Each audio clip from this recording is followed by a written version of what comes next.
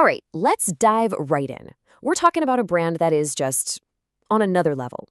It's synonymous with insane wealth, mind-bending technology, and a look that you either absolutely love or you just don't get at all.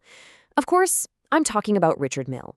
So today, we're going to pull back the curtain and figure out what is really going on behind that $500,000 price tag. And it all kicks off with this pretty weird question. I mean, seriously, what on earth does a bar of soap have to do with some of the most complicated and expensive watches ever made? Well, it turns out everything.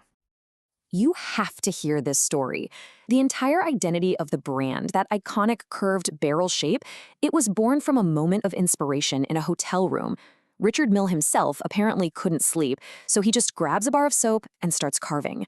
That hands-on, totally unconventional approach, yeah, that was the perfect preview for the disruptive brand he was about to unleash on the world. Okay, so to really get our heads around this, we're going to break it down into a few key ideas. We'll start with the Richard Mille revolution, how they made delicate things durable. Then we'll get into their playful, artistic side, and then the complete opposite, their obsession with extreme performance. After that, we hit peak complexity before we tie it all together to see the new era of watchmaking they created. So let's start with that revolution.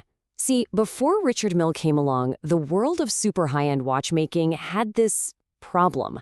The most beautiful, most complicated, most admired watches, they were also ridiculously fragile. And the poster child for this fragility was the tourbillon. Okay, quick explainer. Think of gravity as the constant enemy of a tiny mechanical watch. A tourbillon is this brilliant spinning cage inside the watch that constantly moves the most delicate parts around, basically canceling out gravity's pull.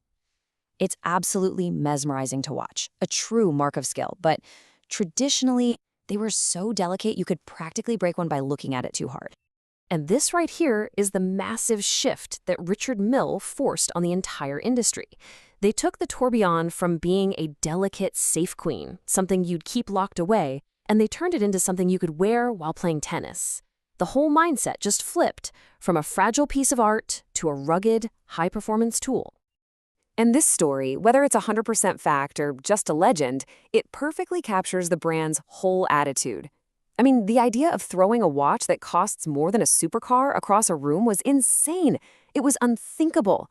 But for Richard Mille, that was the whole point. He wasn't just making a beautiful machine. He was making an indestructible one. But here's the cool part. Making a watch indestructible wasn't just an engineering feat. It actually unlocked a whole new kind of creative freedom.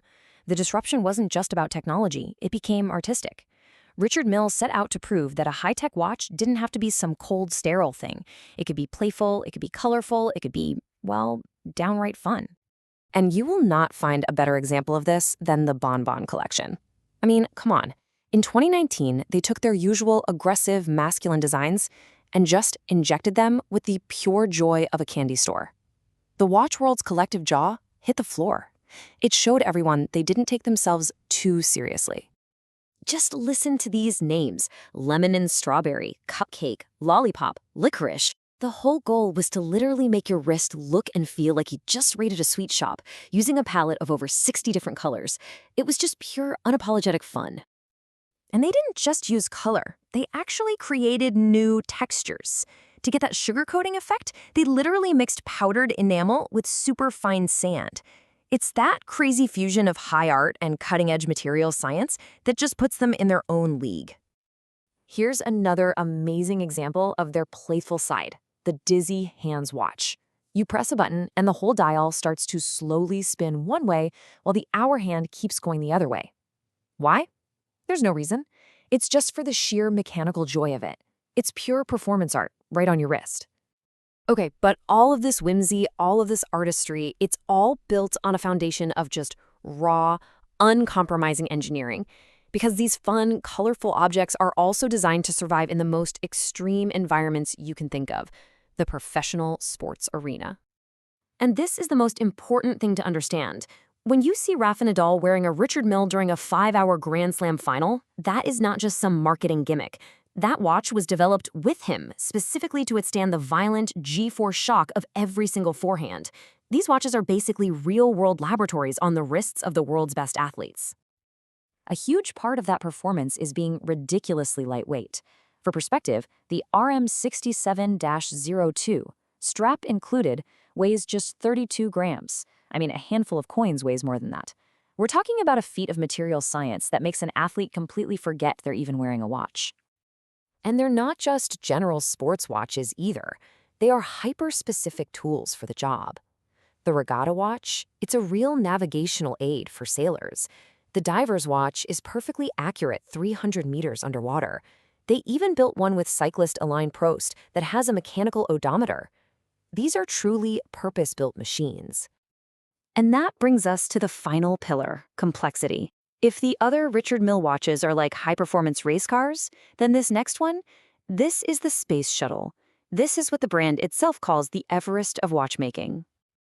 Just look at that number for a second. Over 1,000. What could possibly be inside a single watch that requires over 1,000 of anything?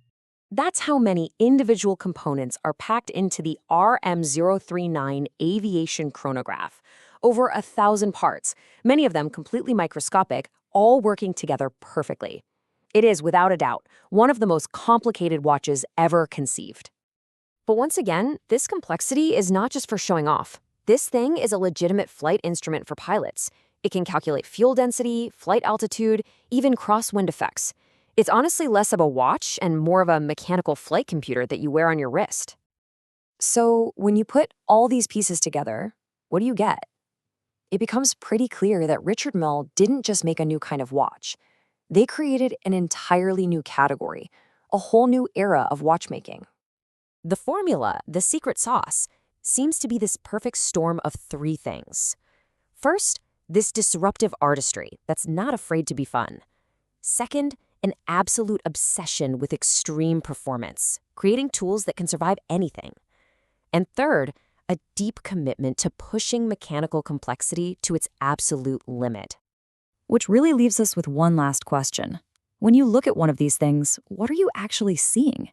Is it a watch? Is it a piece of kinetic art? Or is it a high-performance machine that just happens to tell time? The answer, it seems pretty obvious now, is all of the above. So next time you see one, you'll know. You're not just looking at a ridiculously expensive watch. You're looking at a statement piece on the very limits of art, engineering, and human performance.